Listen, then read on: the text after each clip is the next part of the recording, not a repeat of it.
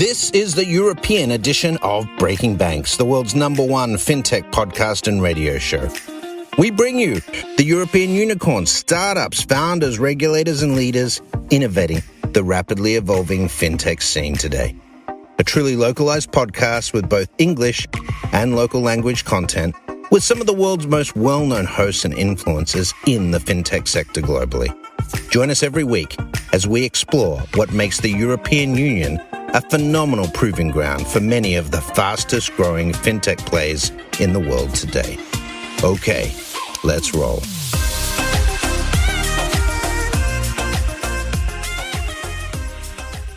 Hello, dear listeners of Breaking Bank Europe. I'm here in London today, safely logged down, protected from the virus by essentially my own door and walls. And with me are two amazing experts on cybersecurity and FinTech, which is the topic of our episode. Let me introduce you to them, and then they can introduce themselves. So Francesco Roda, who is the Chief Risk Officer of Coiny, a crypto custodian, and Matt Swish. Is that the correct pronunciation, Matt? Swish, who is currently based in Dubai, but is very well known for his contribution to cybersecurity in financial services and in Europe. So with that, Francesco, please say hello to our audience and introduce yourself briefly. Hello, hi. Thank you very much for having me on this very, very interesting panel, Ajit. Francesco Roda, Chief Risk Officer, but I also look after product at Coiny. Coiny is a provider of custody and settlement services to institutions that wish to invest in digital assets. We cover a broad range of digital assets, and we are expecting to cover even more, in particular, security, digital assets representing securities, which is what we believe it's where financial services will effectively slowly move and get to, we think, in a very, very reasonable short time. Amazing. Matt, would you like to introduce yourself to our audience? Sure. Well, thanks for the invitation to your show. It's a pleasure to be here. So my name is Matt. I'm the founder of a cybersecurity startup called Kome Technologies. We are focusing on incident response. And as you know, there is more and more cybersecurity attacks. So that's why we're building a platform that helps investigating such attacks. We focus on memory analysis, but we also have been doing a bunch of security research. For instance, we publish a lot of research around smart contracts, for instance, and before working on Kome, also at a startup called Cloud Volumes that got acquired by VMware 5 years ago now, and that was focused on application virtualization. So I've been in security for around 15 years now.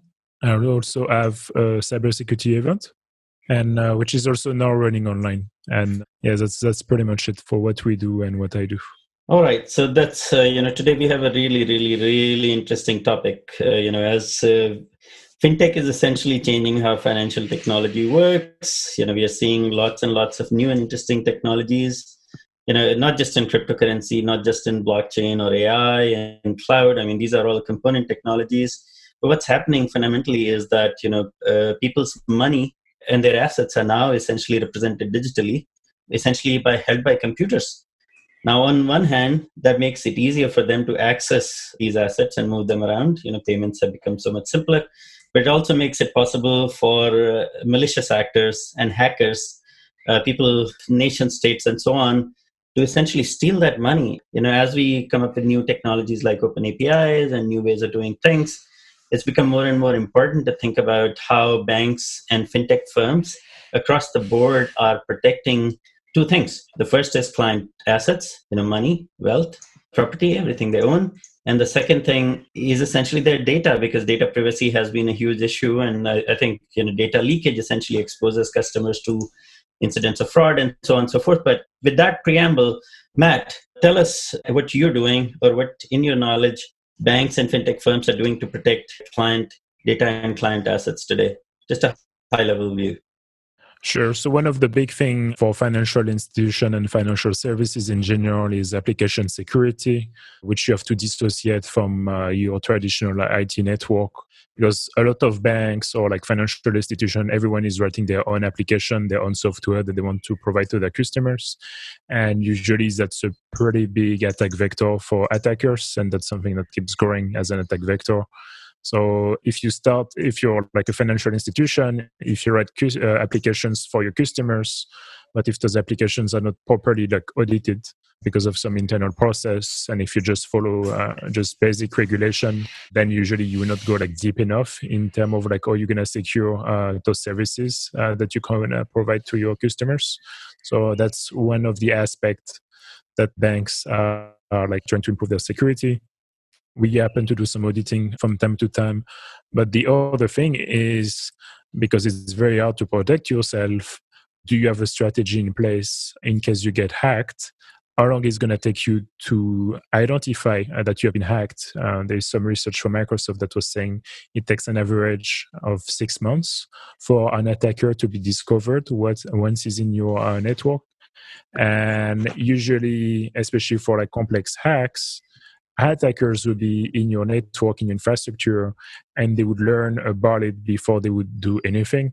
So even if they would go in, the question is for a lot of institutions is, how fast are you going to be to identify and block them? Because, for instance, in the past, if you look at the Central Bank of Bangladesh, the only reason the attackers didn't steal 1 billion is because the attackers themselves made a mistake and didn't spell foundation properly. So that was blocked at a different level. It's just not one for second. security. So you're talking about the $85 million that were stolen by hackers from the Central Bank of Bangladesh through the SWIFT network. Correct. Wow. Originally, it was supposed to be $1 billion. And the only reason it was around like 100 million is because they made the spelling mistake. Can you believe it? Amazing, right? Why make it small? If you're going to... If hackers are going to steal, then they might as well steal a lot. So but here's my concern. It's not all about technology, right? There is a lot more to security than just technology. And I've worked with a couple of crypto custodians in the past, and we're not going to focus too much on crypto. But one thing I learned is that the first thing about security is people. I mean, and at least that's my view. You can agree or disagree. If you don't have a security culture, and the people that work in your organization aren't fundamentally conscious about security, then you have a problem. Is that, Francesco, do you agree, disagree? Can you say something about that? Yeah, no, to be honest, I totally agree with that statement. Security starts as an issue of culture, I would say, in organizations. And I would say that cyber attacks can vary in the degree of sophistication. But probably if you look at many cyber attacks, successful cyber attacks, in particular in the crypto space, they are probably based on some simple vectors. They're not complicated breaches. And that's one of the things that I think it's regulators are starting to take more and more into considerations. I think in 2019 was quite an interesting year, I think, from a global response by regulators and authorities to cyber incidents and cybersecurity issues. I think the G7 established effectively a resilience exercise, a test of the resilience of the nations to a potential cyber attack. This has been followed, or probably preceded, I would say, by the increasing number of security incidents that have been observed from 2018 onwards. The ECB recently published a report. Actually, the European Systemic Risk Board, which is part of the ECB, published this report where they estimated that in 2018 alone, the total cost of cyber attacks was between 45 and 654 billion dollars. So these are staggering numbers, but also the two ends of the number. So it gives you an idea of how difficult it is to estimate the real cost of a cyber attack. And you could argue that the lower number, 45 billion, is probably and surely an estimation in defect, but the higher number may not represent the full cost of cybersecurity incidents. There are many other consequences that probably go a little bit more unnoticed and are more difficult to investigate, even costs which are related to other effects other than financial effects on people. Right. So you're saying there might be incidents that we don't know about? I mean, there might be hackers on on a bank's network or a fintech startup's network that they don't know or about? there may be incidents, the cost of which, as it is estimated officially, may not be the full cost, because if someone all of a sudden loses his money and his life is ruined and something tragic happens, that cost is difficult to estimate, and it's difficult also to highlight, to record. So it is cybersecurity. It's actually, of course, the financial impact. It's the major and the most tangible one, but it's also having an effect, a real effect on people. And the same thing about companies, right? So let's say you That's lose right. customer data or you lose customers' money. I mean, the reputational impact and the trust that customers have in a financial institution is fundamentally undermined. That's right. Right. And this consequence that could last for years, and the cost of readdressing or addressing the issue could be significant and sometimes difficult to estimate. Right. So, Matt, in that context, are there any incidents that come to your mind? Let's say there has been, a few incidents where there has been a lot of reputational impact beyond the financial impact as well. Well, I guess the main one, the most famous one, is the Equifax hack that happened, right? Right. So I'm pretty sure you can mention that one to anyone. Everyone will know about it. People are still getting emails, getting for some free credit check, So even your reaction as soon as I mentioned Equifax, you started laughing, right? Yeah, I don't people want. I guess that answers you one question.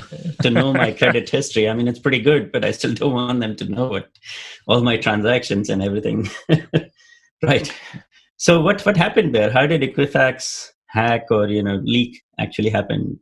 Well, remember when we started this discussion, and I was telling you there is one thing which is very important, which is application security, as financial services are providing customized or homemade application to their customers. Right. This is a perfect example because in their backend they were using some software that was not patched to a publicly known vulnerability that was used by the attackers to access all the data. So obviously, even if you get breached, in theory, you would have some type of data segmentation to prevent data exfiltration, which was not the case here. And so since then, so I'm not a cybersecurity expert, so you're going to have to explain some of these terms to me and to our listeners. So what is data exfiltration? Sure. Where exfiltrating is the action of taking something and moving it out, right? So it just means data leaving the network. Like stealing data. Yeah, it's just like emigration, going out. Taking it where it's not supposed to be. Yeah, exactly. Although since then, Equifax has been doing a bunch of PR moves and release, where they're saying, okay, they invested that much in cybersecurity. So they've been investing in quite a significant amount of money since that happened to try to recover and to gain back the trust from customers. And obviously, if you look at kind of new age, FinTech startups, they don't have the same resources as large companies. So there is also a lot of startups that are being vulnerable. And usually if you build a product, security is not your top priority. You just start to think about security at a much later stage. We see it with Zoom now, actually. They just started to implement some security right. Zoom is a great example. Software. And what happened with Zoom, let me make sure I remember this correctly. There were essentially some holes in their security that allowed the data to be uploaded to servers in China, is it? Or what was really going on with Zoom? Because it's right here, right now. And yeah, everyone is using Zoom now since then. And, we are on Zoom right now. Market cap of 20 billion. But yeah, so a few things happened with Zoom. Overall, a bunch of security vulnerabilities were found. They issued a patch very quickly. Also, there was also that story because the founder is Chinese and a lot of most of the engineering team is in China. So, some of the data was going through China. So that's what they also had to deploy custom servers. But all those things kind of got played into there's security vulnerabilities in Zoom. And after that, they totally shifted the direction. They hired a bunch of security people, started to get well-known advisors, for instance, Alex Stamos, who is the former CISO of Facebook. So they changed their attitude towards security. But overall, all softwares is having security vulnerabilities. Microsoft is releasing security patches every month, for instance. Right. So this raises three questions in my mind for both of you. For the first is, it seems that everyone thinks of cybersecurity as an afterthought, right? So in fintech, we talk about consumer experience a lot. So we talk about CX, and UX endlessly.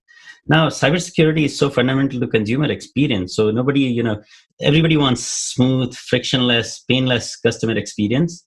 But if you do that, then sometimes maybe you're not giving enough security to the customer, and then it comes back to bite you at the end and ruins the customer experience, right? So how do you kind of make that trade-off at design time as to balancing between, say, friction that a customer experiences, because sometimes adding friction, making things slower and more painful, it makes things harder not just for the user but also for the hackers, right? But if you do that, then customers obviously don't want it. They want everything to be completely painless. But if you give them a painless experience, then maybe sometimes you're creating some holes. How do you balance that, Francisco and Matt? It's actually an interesting question, and it's a delicate balance to strike. I think it's, if you look at where we are today, we are talking about major security incidents, but it's just the news of today that EasyJet has been hacked and 9 million records have been compromised. It's still fresh, so there are not many details around. But I think it's quite symptomatic of the fact that there may be a link between the times of crisis and the increase cybersecurity incidents. 2018, as I mentioned, was quite a bad year, and 2019 probably was on par. But 2020, I think many are expecting a big surge in security incidents. The world is progressively, as you say, more connected. More people are using online services, and clearly with the current pandemic, the use of online services has increased even further. But the crisis actually has probably brought the crisis, the consequential of the current pandemic, the economic crisis, it's actually brought some further issues, the whole concept of cybersecurity. So there was a paper written in 2009 by someone at Bristol's University, which was quite interesting. In the middle of the crisis following the 2008 crash, the researchers were investigating the insurgence of the increase in security incidents and what was the root cause, and if there was anything related to the current economic environment. And clearly, the factors that they found out contributed to this is the fact that people have less money, of course, and this right. So you have cybersecurity engineers who are losing jobs and becoming hackers, or losing job and not being replaced. So companies not investing. You don't have anyone to protect.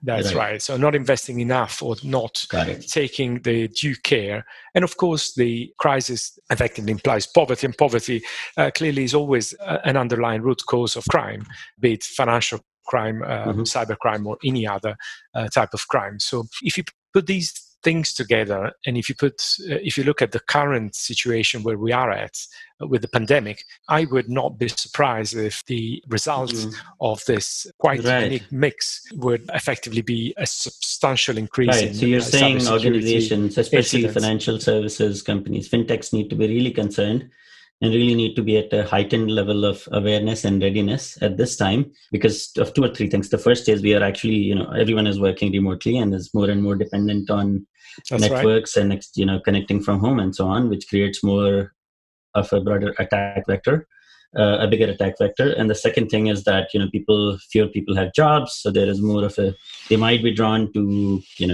be creative in the wrong way and hack and so on. So yes, that is actually a genuine concern. Now, I think back to my original question about how do you design for security? And after this, we'll take a brief short break. Matt, how do you design for security? How do you design a product in fintech for security?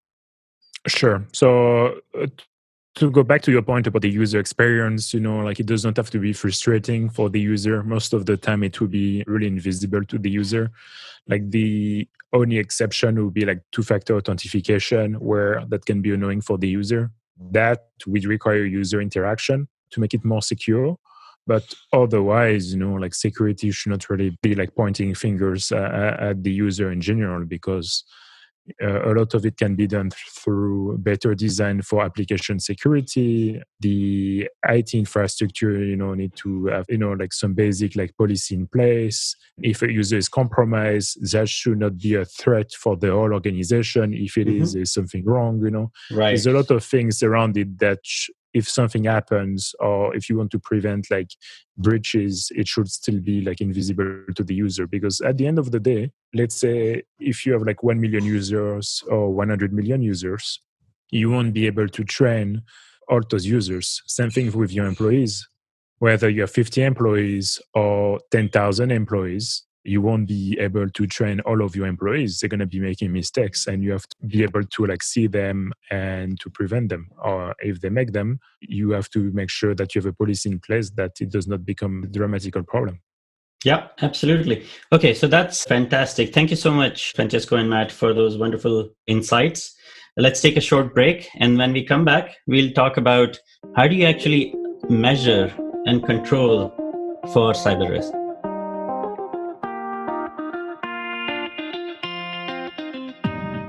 FinTech Stage builds innovation ecosystems. We engage incumbents, investors, entrepreneurs, technology partners, and regulators to build trusted and connected FinTech tribes around the world. We firmly believe that innovation in financial services will improve people's lives. Through our immersive programs, we connect global industry experts with local financial services communities to explore, challenge, and solve important issues related to FinTech, RegTech, InsurTech, artificial intelligence, identity, and financial inclusion. The good news is that we have done it before. InnoTribe was the first and largest FinTech movement worldwide, and our founders were amongst its orchestrators. We build programs with a wise combination of formats, partnerships, and content.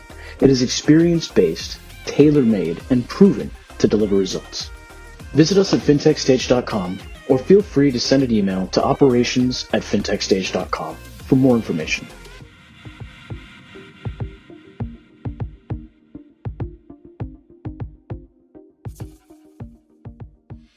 Hello, and welcome back to this 29th episode of Breaking Banks Europe.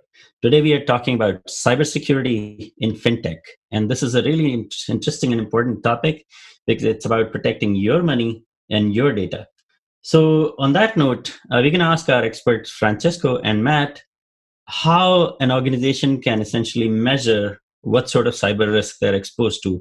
I mean, because, it's very easy to be paranoid about cyber risk and say, look, everything is going to fall apart, you're going to be hacked.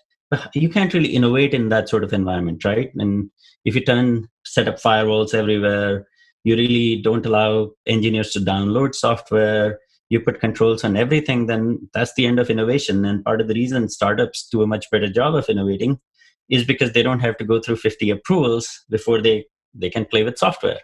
So that's why it's kind of really important to understand how much risk you're running on the cyber front. So Francesco, as the Chief Risk Officer of Coiny, how do you measure cyber risk? For us, it's actually quite an interesting exercise. The world of crypto and the world of digital assets is actually quite an interesting new use case, which probably takes to the extreme some of the trends that have been going on for quite some time in IT security and effectively in the general designs of systems. So, and I'm talking about the decentralization of pretty much everything. So in the world of crypto, as you know, probably the most valuable database, it's not controlled by the firm. It's probably controlled by an algorithm that sits outside of the firm perimeter. This clearly offers or presents a new world of issues to anyone that actually is dealing with crypto. So we do, of course, implement the robust security measures. We have implemented standards, and we do have a program to ensure that cyber risk is properly monitored and controlled. But we have to think somehow outside the box because there's not much of history and literature, I would say, on this particular topic. So how do you actually control the cyber risk when it comes to digital assets, when it comes to something which is distributed? Yeah, because, just for our listeners, right? So what you're talking about is like, let's say you're holding Bitcoin on behalf of customers, and the nature of Bitcoin is that whoever who holds a piece of string, which we call the private key, if I have the keys, then the money is mine, right? I can send it anywhere and there is no way to get it back. Whereas if a bank is hacked, and the money is stolen, then there might be ways for a customer to be made whole. So if grandma loses money that's held by Barclays, there is something Barclays can do something about it. And the receiving bank, they can talk to the receiving bank and essentially try to get the money back. Whereas with Bitcoin, there's just no way to get them back. Right. There's also blockchain also have been effectively used by security practitioners to devise new methodology, new strategies to actually enhance and make user management and user authentication more effective and more robust. So if we think about the self-sovereign authentication and user management theories, where effectively the idea is to move the task of proving a certain statement to the user rather than having a central authority authenticating the user, from a very centralistic point of view. So that actually makes the whole system much more efficient, but also poses a new problem. The fact that now users are really in control, and users have a varying degree of understanding and sophistication in managing their own personas on right. So just to online. make it, just for me to help translate this into layperson's English. So if let's say Barclays has my KYC, my identity, Barclays decides who I am, and I authenticate myself by logging into, let's say, Barclays systems or any other bank, then it's there is a central point of control, and once that database is hacked, then like India's Aadhaar ID, then it's hacked, and so there is it's hard to attack it. It's hard to breach it, but once it's breached, then the attack is basically whatever you want to do with Barclays systems. And whereas if the identity is on a blockchain, like in the case of Bitcoin, and it's just the keys, then it's much harder to breach because you don't really know where to find this person's keys. But then at the same time, all the data is in the public, right? So public keys are well known and so on. But at the same time, it's very, very hard to attack the Bitcoin network, and it's been running for what now 10, 12 years? 12 years, yes. The last 12 years without exchanges and other crypto custodians, wallets have been hacked, but Bitcoin as a network, as a ledger, is still robust and secure. Absolutely. So that's something to say. But I think the point I'm trying to drive at is what you said, which is there isn't cyber risk is essentially a type of operational risk. We folks in banks have many tools, frameworks, spreadsheets in which we essentially measure this risk, and then there are many data points we can collect to essentially see how that risk is changing. But there isn't a real way to do that for cyber risk and to essentially hedge it, right? I mean, what can you do? Can you buy insurance, Matt, Francesco? How do you hedge those risks? That's precisely the point. So it's very difficult, in a way, it's very difficult to measure. It's very difficult to find mitigating controls for, or the mitigating controls, as Matt was mentioning, they have to start from the very, very design of your system and application, and from the culture of the organization. And of course, insurance, it's something that always exists, but insurance, like anything, it comes at a cost. And clearly, if you run an enterprise and you have to be conscious of the cost and revenues, you have to be absolutely sure that by transferring the risk to a third party, which is going to charge a premium because there is a clear discrepancy and a lack of information between you and the firm, it means that you are really, really not good at managing that particular risk. I can see that this is close to your heart, being crypto custodian. That's right. The topic of insurance. All right, so I'll come back to the technology a little bit more. So Matt, I hear a debate in the FinTech community about cloud computing a lot and the impact on cybersecurity. So for a while there was a perception that if I use, let's say, AWS or another cloud provider like Azure or something, then I don't really have any control over what cyber risk looks like or what I can do. It's essentially I'm dependent on their tools. But over a period of time, I've worked inside bank infrastructure in technology, and I've worked outside and used cloud, and I find cloud much more secure. I mean, it seems like it's being attacked. Let's say AWS is getting attacked every day. What's your view? I mean, is it less secure to use cloud or more secure? How does this? I mean, to go back to the previous point of how can you measure security? It's very difficult because it's a negative goal, right? There is no actual proper metric. It's not. You only know when something goes wrong.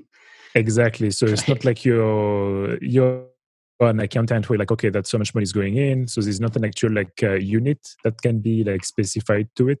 Right. It's not like the only thing you market can risk. do is like to use like a benchmark on like certain like procedures, which is where actually like cloud can be very helpful, because with each different cloud providers, you're going to have some specific like security features that you can enable as a user. And for instance, some vendors can give you like a security score specific to one of their products, which is a bit ironic because, you know, like a lot of those features should be enabled by default, but I think there is some like monopoly laws that also prevent Give me an that. example. You're saying AWS and Azure are making me pay for features, security features that should be free. What's an example? Well, the best example would be like if you look at Office 365, which is now Microsoft 365, the actual like mail provider of Microsoft. So with this, you can have a bunch of like security features for, let's say, like having access to more logs to know when the people connected for a longer period of 7 days, all those things. So they make you upgrade the actual subscription you have per user to access those features. Although by default, you have a lot of them that are like available for free initially, but usually it will be like set under something like, oh, get more storage for your logs, for instance. But that's a security feature at the same time. But they'll be like, well, that's storage. That's why we're going to have to charge you for this. But overall, you know, like using cloud, and everyone is using cloud those days, like Fortune 500 startups, especially startups, because you can have a scalable network without having to worry about having the physical infrastructure for it. So, I mean, everyone is using cloud those days, either like if it's your Gmail, you know, or if it's because you don't want to like have to pay for like 10 or 20 machines, you're going to use like virtual machines with AWS or Azure or even like Google Cloud, you know. So everyone is using it. Overall, like it's also, if you look at like SMEs, you know, like small startups, it's also a good thing because it allows them to outsource some of the security you're not risk going to to a third hire party entity. 5 cybersecurity engineers if you're a 20% team. Exactly. Right. And we see it even for like products, you know, like if they already have to work on the product, they have to make a secure product. It's very difficult to also like manage all those like network security, like cloud security features. Although you still need to hire like what we call like DevSecOps engineers for like your product. So you're always going to have some in-house security people, but whatever like resources you can outsource to have a lighter shoulders. And that's the whole promise of cloud, right? Right. So if I'm a fintech startup, the obvious choice for me is to start on cloud and then use as much of the, you know, security infrastructure and features and tools that are being provided by, let's say, a well-known cloud provider, right? Exactly. I mean, even if you look at like large unless companies, I'm a crypto custodian, like, that's right. Yeah. Yeah. And even like Lyft, by the time they did their IPO, they were big cloud users. They were using, I think their bill, their annual bill was $140 million pre-IPO for cloud, because they had to disclose it in the S1. Most of like crypto startups, fintech startups, are also using cloud in the back end also anyway. It's just like a lot of those fintech startups really focus on one aspect or feature of that. It can be seen as a security promise for users. Let's say, oh, like, you know, like the Bitcoin network hasn't been attacked for like since it ever existed, you know, even though like it had attacks like the, you know, like the 51%, you know, like we don't know who is like controlling all of it. It's true. No one found actual like security like bugs in it to modify it, but it's such an ecosystem, you know. It's like saying, oh, my phone is secure because it has a PIN code. You cannot get inside. Well, if you already installed an app, you know, like you can go around it. So people should not forget to look at the big picture of things when it comes to security. It's very hard to just look at, oh, my car has brakes, so I'm fine, you know? Yeah. So this is the one thing we haven't covered in detail yet, right? So I've been, so I work for one of the largest crypto exchanges in the world, Binance. You know, we take security very, very, very seriously. It's close to our hearts. And when you join Binance, literally the first thing you're told is cybersecurity. Security is the most important thing, right? Because of what we do, and we work in the crypto space. Security is fundamental to the culture. You're reminded of it continuously. Our CEO talks about it quite often. It's just fundamental to everything we do. Now, that's not necessarily the case in the other, you know, some of the other organizations I've worked in. So that sort of emphasis and culture around security isn't often there. Now, that creates some certain interesting challenges, right? When I go back to the history of, let's say, crypto exchanges or banks or other financial institutions, a lot of the big hacks haven't, some of them have come from nation state actors like North Korea and China. I mean, let's say some hacker groups in China or even in the US, like, so on. But a lot of these come from, well, two things. One is insider threat, and the second is sheer stupidity. Somebody just forgot to lock the door. So how do you sort of avoid this insider threat problem? How do you solve for the insider threat problem? How do you make sure that the people that are inside your network aren't doing things they shouldn't be doing? Both of you. Like when Mongox got hacked also, like, because you're talking about the insider threats, that was also one of the problems that happened with Mongox, because he purchased the platform from someone before and it had some underlying issues. Overall, you must know your infrastructure, and the applications you have, and make sure that, if something happens, that you can contain it. Sorry, let's say I'm a bank, right? And I have 50, 60,000 employees. I mean, they're all inside my network. I mean, how do I make sure that none of my employees, or contractors or consultants are doing things they shouldn't be doing? If you remember Edward Snowden, he was he was a consultant through Booz Allen, and he ended up. Well, we could argue about the philosophy of what he did, and but at the same time, he did take a lot of data with him that he wasn't supposed to. So, I mean, if you're a bank, how do you make sure that doesn't happen to you, Francesco? I mean, while also maintaining the privacy of the employees. That's an excellent point, and I think it goes back to one of the observations that you made at the beginning, Ajit, about how do you strike the right balance for your consumers, your clients. That's the same problem. How do you strike the right balance internally? You can try and lock down as much as you want, and you can try to control your employees to the nth degree, but ultimately you need a level of efficiency for a company to be able to operate. If I look at hacks and incidents in the crypto space, but also outside the crypto space, in the banking space as well, I have some experience of banking. I've worked 12 years for HSBC. So as a bank, we suffered security incidents, quite high-profile ones. I remember one of our branches in Switzerland, the actual private bank, losing the details of all of their clients. And again, that's a security. Is that what created the Swiss secrecy laws? No. There was it was a much more recent story, but actually it did actually hit the bank badly, because it did actually put them in troubles with the Swiss regulators exactly for this, because in Switzerland it's actually a criminal. Yeah, I mean, the whole banking system in Switzerland depends on protecting client information. Yeah, if you remember, Hervé Falciani, that was the name of the guy who actually stole data, which was actually test data. I remember being used in production. Oh God! How do you do that? That's right. From then on, a number of major security incidents of this kind, including from the offshore lawyers that actually provided again services to individuals which were connected to the financial industry. And I'm talking about the Panama Papers, the Paradise Papers, as they were called. So all of these are actually leaks of information to the outside world, perpetrated by employee. Mm-hmm. The world of crypto is again full of examples like this.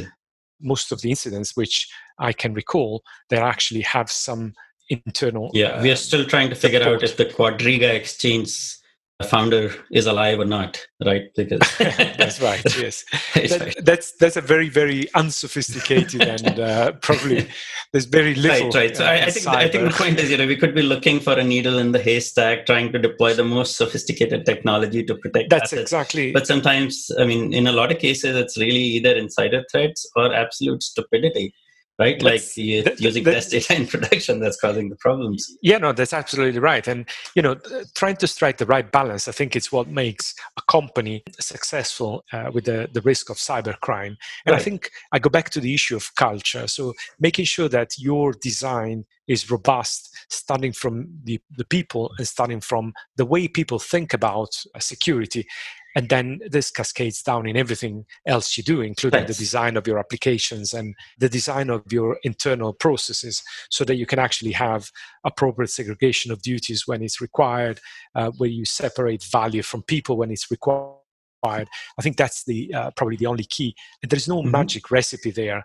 It's right. really... But I think there is one magic recipe in what you just said, right? So you have emphasized culture, and I completely agree based on everything I've seen.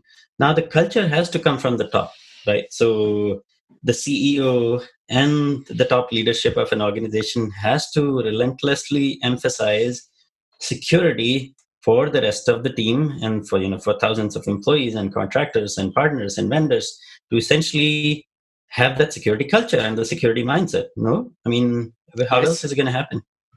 Yes, absolutely. So culture starts from the top, and it's something that has to be communicated, but also has to be generally lived by the managers of the company. It's not something you can buy in from the outside. It's something that probably is part of the DNA of a company. That's very well said. Security has to be in the DNA. Now, that brings us to a slightly different angle. So, we talked about regulation. So I know, I've discussed this topic a few times with the UK regulators in different contexts. And they worry a lot about cybersecurity. So I used to be on Bank of England's FinTech community. Cybersecurity was a regular topic. That's something they really think a lot about and have a tremendous culture around cybersecurity. The FCA has quite a bit, and the PRA definitely worries, or rather has quite a few, has regular questions and questionnaires going out to financial services firms in England and in the United Kingdom, asking a whole range of questions about controls, about culture, about technology, and so on and so forth, and ongoing improvements that are being made. So the PRA, being a prudential regulator, seems to spend a lot of time focusing on this topic. But more broadly, what are regulators doing in Europe to help financial, fintechs become more cyber aware? I'm happy to take this question. Sure. As I was mentioning, I think this year the European regulator actually has published a report on the systemic risk posed by cyber attacks. I think it's probably an issue of regulators becoming more aware about these kind of issues. The FCA published last year some statistics due to a Freedom of Information Act request on the number of cybersecurity incidents reported in 2019. And I think that there was a staggering increase compared to the previous years, something in the region of 1,000% increase. Now, this may mean that people are becoming more aware and they are reporting more, but actually not so much, because regulated firms have to report stuff. It's part of their duty, so they can't hide behind the fact that they were not aware about cyber. Understood, Matt. Anything from you around regulation and what you're seeing across Europe? Well, the big one is GDPR. Obviously in Europe, and absolutely. Even US companies have been freaking out a bit because they're not sure if it's a new way to being taxed in Europe or if it's an actual. So GDPR is the General Data Privacy Regulation, right? Correct, yes. Which obviously, like you just said, it's involving a lot of new rules around like data and how data is being managed. And as part of that, if an incident happens or a breach happens, companies have to report it as soon as possible. Otherwise, they're gonna be fined quite heavily also. But I think over the past 5 years, like security awareness has been like growing in general, and a lot of cybersecurity stories have been making headlines pretty much like almost every week, a new major story. So I would say people are more aware about it. So that definitely make a big change for that. But outside of that, if security is improving, that's still something that needs to be proven, because like we just said before in a few questions away, it's very hard to measure your security. Yeah, so I think the last perspective, we have covered the technology perspective, the people and culture perspective, the regulatory perspective a little bit. The most important one is the consumer perspective, right? So if I look at, crypto is a much more complex world, but in terms of my bank accounts, my payments apps, and all of my financial interactions on Amazon with credit cards and so on, sometimes the one person or the entity that can really do a lot to help the entire financial system be more secure is the consumer. So I mean, it's really my habits and my sort of what I actually do with my data and with my apps and with my cards that determines how secure the overall system is. So two questions on that. From a consumer's perspective, what should the average person on the street be doing to protect their data and their assets? That's the first question. And the second question is, how can banks and financial and fintechs help educate the customers to be more secure, to secure their data and assets? So as a users, what you can do is very limited, but there's like few things that you can do that makes a huge difference. So the first one is whenever you have the option is to enable two-factor authentication. So it's called like 2FA or MFA, depending of which services you're using. That's pretty important that as a user, if someone gets your password from leak from another database, which is how it happens usually, you would have company A who is going to lose information about their users. Like, for instance, like EasyJet today, millions of users have been compromised. It probably include passwords. So that database of users and password is going to end up on the dark web at some point. And attackers from different groups are going to be able to use that data to start to look at all your other accounts. So if you're reusing the same password and if you don't have 2FA enabled, they're going to be able to connect. So enabling 2FA is going to prevent that. And obviously the second scenario here is, well, if you don't use the same password at the same place, that's going to help you. So using unique passwords is a pretty important point. And you can use a password manager to help you to do that. But how do you educate? So Matt, this is fine for you, me and Francesco, because we work in this area. Directly or indirectly, how do you, if you're, let's say, Monzo or Revolut or Starling, how do you educate a customer to be more secure? That's you make it mandatory. I guess you have to make it mandatory, otherwise you cannot access certain services. And a lot of crypto exchanges have been doing that approach. Yes, I think even Binance is doing it. Yep. As a user, they ask you, especially if you want to do certain operations, like sending API or transfer. So you need to have 2FA enabled.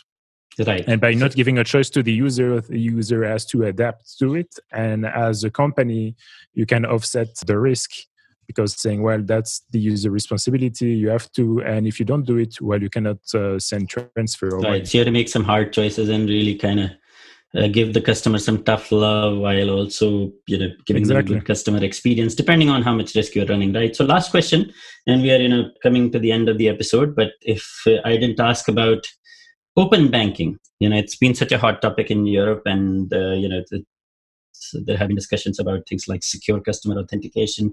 That's a very long list of acronyms I could mention, but that's not what I'm going to do.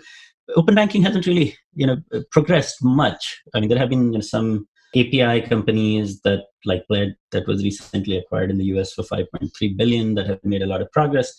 But in general, I mean, the whole open banking revolution, and I've been watching it for 3 years, hasn't happened because I think banks are genuinely worried about cybersecurity. So what needs to be done? What do the regulators, banks, or startups need to do to make this, the benefits of open banking real in spite of the cyber issues? I think it's not just. I think it's not just. It's not just an issue of cybersecurity. I think open banking, it does actually impact the business models of many of the traditional banks, and it does pose effectively a fundamental, substantial issue. Open banking, in short, allows you to separate your back office from your front office, or your kitchen from your restaurant, if you wish, to use an analogy. In other words, you can have a company actually providing the front end, but using the back end potentially of a bank another bank. So this actually... Sorry, so you're saying that banks are making a bigger deal out of the security discussion to protect their business than it actually is? It does actually pose a threat to those banks that have a tightly back to front integrated. So this is where the fear of cyber becomes a strategic weapon in the arsenal of the incumbents. Wow, that's a fascinating insight. I could talk about this all week, and this is such a fascinating topic, but unfortunately, we only have 45 to 50 minutes, and we are coming to the close. So, Francesco and Matt, thank you so much. And to our wonderful host and producer, Renata, thank you so much for this sparkling conversation, for making it possible. Again, on behalf of our listeners, we thank you and hope to continue the conversation again at some point in the future. From Breaking Banks Europe, this is Ajit Tripathi. Thank you. Thanks for listening to Breaking Banks Europe, a Provoke Media podcast in cooperation with FinTech Stage. Don't forget to tweet us out, shout out, or post to the team at Breaking Banks EU on Twitter. If there's something or someone you'd like to hear on our cast, let us know. See you next week on Breaking Banks Europe.